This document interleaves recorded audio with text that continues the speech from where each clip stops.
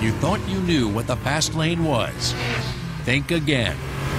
Now, the Autobahn on Modern Marvels.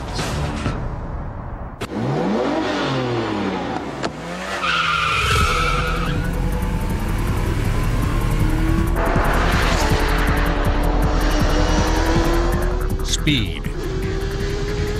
It's dangerous, exhilarating, intoxicating, and illegal beyond clearly set limits that are posted on every major highway in the world.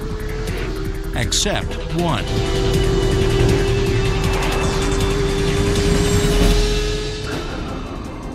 It's midnight at a gas station just off the German Autobahn in southern Bavaria. We are about to live out every armchair speedster's fantasy. To push the needle on the speedometer as far as it will go. In this car, the needle's going to go pretty far. This car you see here was a car from Great Britain, and the customer brings it to us as a stock 996 turbo with 420 horsepower.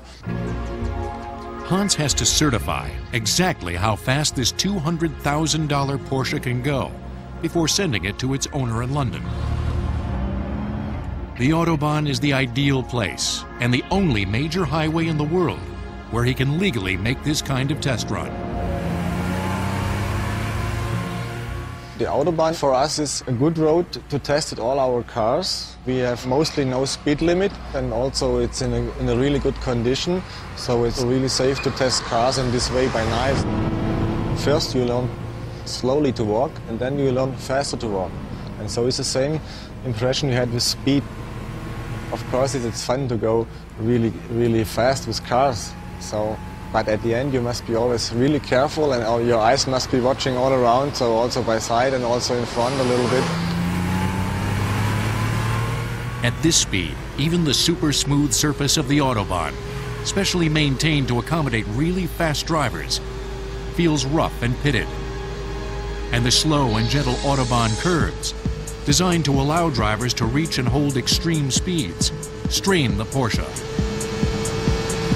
The hardest part at that speed is if you see cars in front of you and you are not really sure how they react. Sometimes they are sleeping and they turning to the middle line. So you must be really sure that the line is clear and that is not a car who can make something wrong in front of you.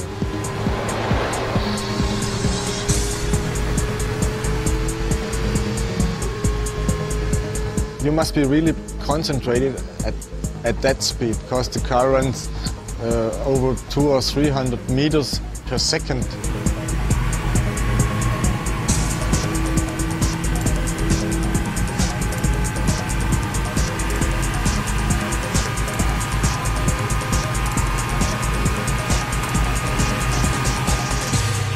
This 520 horsepower Porsche tops out at 7,200 RPMs. And 212 miles per hour. That's with a camera crew of 2 squeezed into the side and rear bucket seats.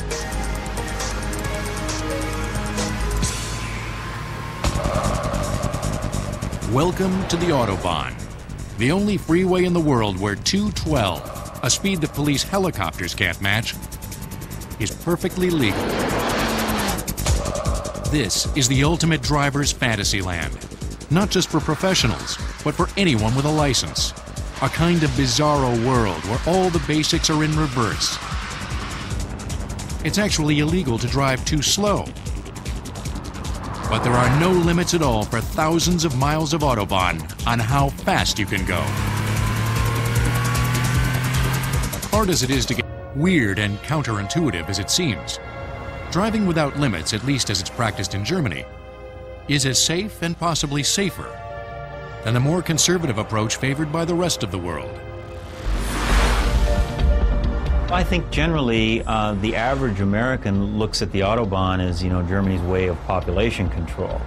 And ultimately, if you look at it statistically, it's very safe to drive on the Autobahn, and especially the last 10, 15 years, it's scored consistently a lower death rate than our American interstate. But how is this possible? One can't help but think on the face of it that a freeway on which people can go 212 would be incredibly dangerous. Not so. In exchange for the right to fly, Autobahn drivers have to sacrifice other freedoms. The Germans permit much higher speeds, but force much more rigid controls in how you behave on the highways in terms of lane discipline. Here, you can meander all over all the lanes wherever you want to go, provided you drive within the posted limits. They have a law that they call it's Rechtsfahren, drive right. You can only drive in the right-hand lane and pass in the left. And that's the law. If you pass on the right, you can be pulled over and given a ticket. And so everybody rigidly observes this. So the slower traffic is always to the right, and there's never a left lane bandit or a slowpoke sitting in the left lane blocking traffic. Autobahn drivers don't just drive right. They drive with a distinctive concentration and focus, one that 100+ miles an hour has a way of quickly inducing. There is no multitasking on the Autobahn, no talking on the cell phone, no eating on the run. German companies never understood why we needed cup holders, because driving is an activity in itself. One takes pride and has to put full concentration into it. It's not something you do while slurping on a 7-Up, as we Americans do. I mean, that whole idea of the cup holder, in a way, illustrates the difference between the way the automobile in the United States is wrapped into the very fabric of everyday life, eating and drinking, whereas it's an important part of German life, but it is pursued almost for its own sake. Another factor that makes the Autobahn safe at any speed is the road itself. The Autobahn is more than twice as thick as the American interstate, 27 inches of asphalt and concrete, which prevents cracking. And maintenance is extraordinary. When a crack does appear, the entire section of road is quickly replaced, which is why maintenance slowdowns are a frequent occurrence. As a rule, the Autobahn is incredibly smooth. You can't have potholes on a road where you can drive 120 or faster. Structural features also make a difference, especially the double-sided crash guardrails that separate opposing lines of traffic and prevent head-on collisions. Most of the American interstate has a weaker single barrier, or none at all. And it's much harder to get a driver's license here. Individual driver's training is mandatory.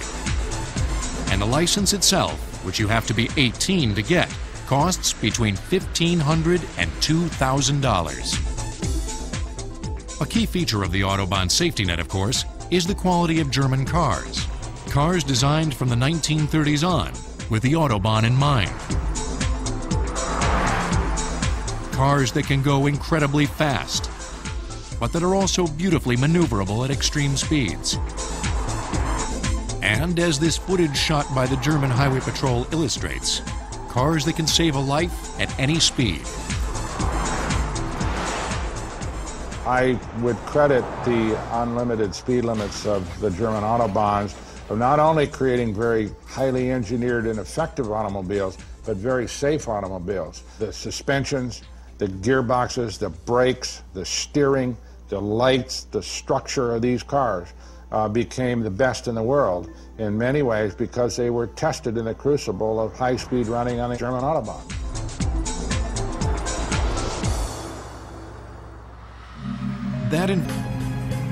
But outside the major cities, the Autobahn still affords plenty of opportunities for ordinary drivers to open up and experience a freedom of the road that the rest of the world can only fantasize about.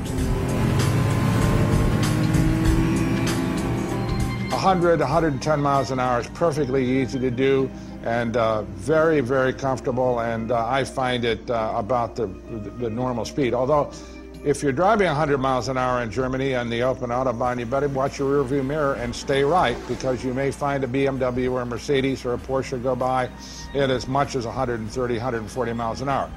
The first time you get on the Autobahn is just an exhilarating experience. You see that sign, the round sign with the diagonal lines through it, which is the end of speed restrictions, and you are now on a road that has no speed limit.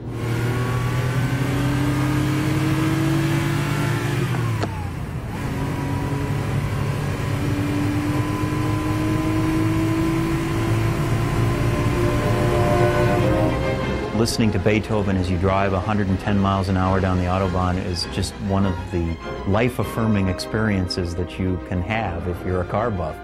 You're supposed to test your car, test yourself, drive faster. Get places, of course, fast. The road is somewhat of an adventure, and I think it was designed to be that from the very beginning.